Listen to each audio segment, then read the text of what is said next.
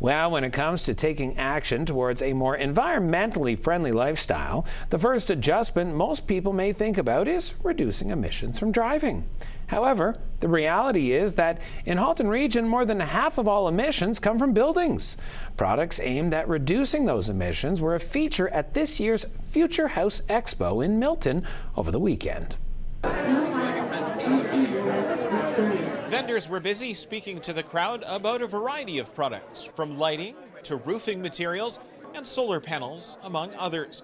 While some of these items may be eligible for government incentives, Sustainable Milton, who are hosting the event, indicated that costs are coming down. The price has gone down quite a bit for a lot of these things, and people don't realize that.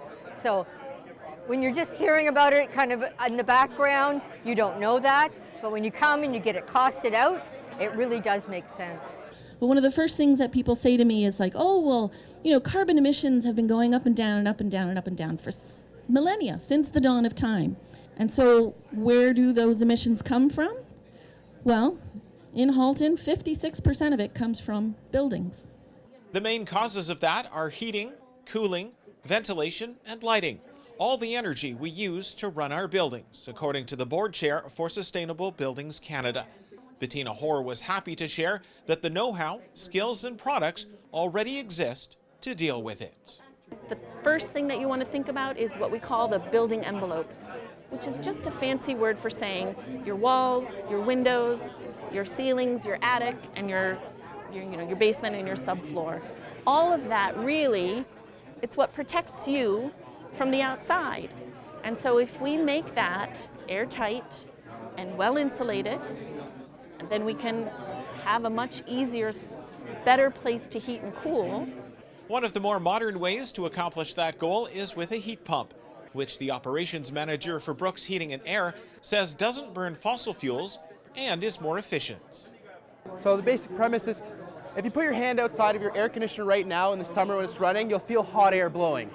So what we're doing is we're reversing that, so the hot air is now, or that hot gas from that system is inside your ductwork. And now we're blowing across that coil so we can heat the air that way and have that cold air go outside. As construction of new homes in Milton continues and the population booms, the town expects to reach about 335,000 residents by 2051. It was just under 133,000 in the census of 2021. Hoare believes it's huge to focus on sustainability in those situations, and the town has an opportunity to go further with sustainable development and urban planning. It's not easy if you have a giant influx of people suddenly who are demanding resources and, making the city feel like a very different city. And yet, it can be done, and it can be done in a way that honors everybody. We've been trying to work with the municipal government, for example, to try and, green up their buildings and things. And they've been doing that for the new buildings that are coming up, which is fortunate for us in Milton, because Milton's growing. So we're getting a lot of new buildings, and they can put the green option into it. The next step in sustainability, according to Hoare, will be building performance standards. Some of Canada's largest cities already require keeping a record of energy and water use, which she expects will eventually lead to the development of standards, rules, and potentially penalties for overuse, all focused on the goal of net zero. Jason Trout for Halton News in Milton.